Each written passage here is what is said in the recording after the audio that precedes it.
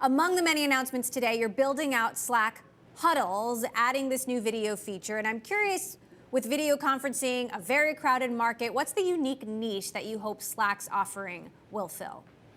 Yeah, thank you, Emily. It's a little bit different than a video call. So huddles, for those of you who are not familiar, used by tens of millions of people a week on Slack. And up till now, they've been audio only, and the intention is a little bit different than like a call that has a scheduled start time and end time. They're more for serendipitous, spontaneous conversations.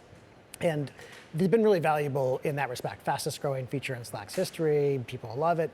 So we're adding a little bit more of a co-working space. And I think there's a difference between, on the one hand, meetings, and the other hand, people working together and happening to use computers at the same time.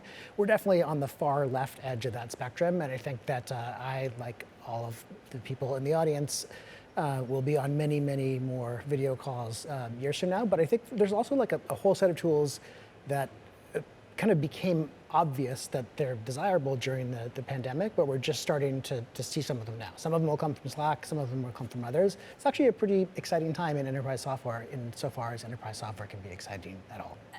Indeed. Of course, there's competition here from Zoom and Google Meet and Microsoft Teams and Cisco WebEx. And in the same way that you're kind of moving on to, let's say, Zoom's turf a little bit, you've got Zoom announcing some chat features. Are you at all concerned about them taking Slack market share?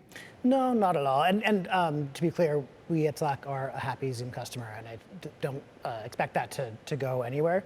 There just is a lot of use cases that aren't covered by the 30-minute video call. There's also a huge amount of stuff that Zoom does that I don't think Slack will ever do, and also vice versa. But we're at this moment where it really feels like, I'm personally as optimistic as I ever have been in the last 20 years, but it really feels like there's an opportunity to create a couple of brand new categories. And in the same way that everyone has the standard set of email and calendar and word processor and spreadsheet, there's a couple more slots there that the pandemic made clear were really important. And so we're excited to spend a lot of time experimenting there and releasing new stuff. Now, you don't have to worry about this as much now that Slack is part of Salesforce, and I wonder actually if there's some relief that you actually don't have to worry about the market meltdown. But you've been building companies for more than 20 years. You lived through the dot-com boom and bust. What's your take on what's happening with the economy right now? If Elon Musk has a super bad feeling about it, how does Stewart Butterfield feel? Well, so I'm pretty old at this point. I had graduated from high school in 91, so I worked through the 1992 recession, right through the dot-com crash, that whole roller coaster, 2008, of course, as well, and a couple of other littler ones. I don't want to suggest that there's no dislocation and there's no like immediate negative impact for a lot of people in the short term, but at the market level, I see this kind of working itself out over, maybe it's 6 months if we're super, super lucky, maybe if it's 18 months, if it's a little bit more realistic. But we do come out the other side, and so many great companies, including Slack, were started, the company that became Slack started in 2009, kind of right in the absolute bottom part of the trough. So I think there's also a lot more opportunity now. Interesting. So how do you think Silicon Valley looks different after this? I mean, if it's not a major dislocation, is it just a sort of evolution? Yeah, I mean, so if we're talking about like just stock prices, I think multiples have come down to a pretty realistic level now, and so now we'll see if people can deliver the earnings that are expected. We'll kind of stay in the same box for a while. The bigger question is whether we imagine a recession that would really impact this.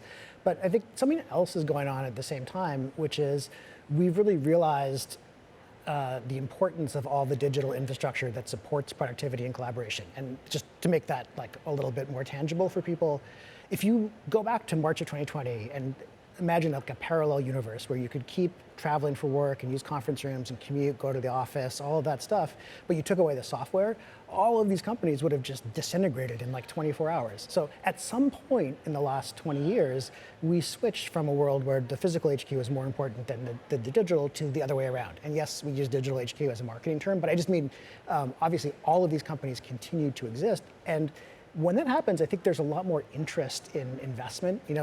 The worst case scenario is a chief information officer who views technology as like HVAC for the building. Like you're just trying to get it as cheap as possible, as opposed to an investment in the organization's overall effectiveness. And the latter case is really what we're seeing with customers.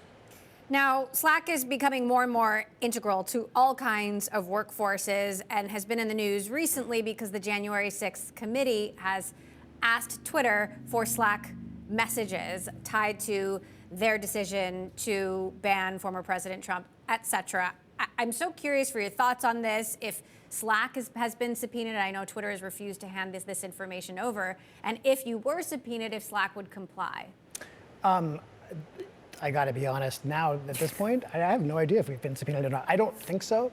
Obviously we have a range of customers. In fact, what a softball opportunity to mention, we also announced GovSlack today, the FedRAMP High version of Slack used by like Lockheed Martin and the US Army Software Factory. But there's a lot of different compliance requirements, message retention rules, and stuff like that. And I think that the investigations are generally going to be of Slack's customers, not of Slack. That was going to be my next question, your effort to attract more government agencies. How exactly do you intend to do that? How do you plan to handle some of these very sticky issues like privacy? Yeah, well, we have government customers in 20 different countries, and some of those have been long established. I think there's about 13 US federal agencies using Slack, but there's also state, local, municipal usage. There's usage in Australia, in the UK, in Japan, in France, in Germany. And the kind of benefit that Slack brings to any organization that uses it are obviously there for the government as well. And I think there might be an opportunity to create a little bit more of a fabric that goes through the whole federal government, because those agencies are pretty autonomous, and it's much, much harder, kind of notoriously harder for them to coordinate than it should be.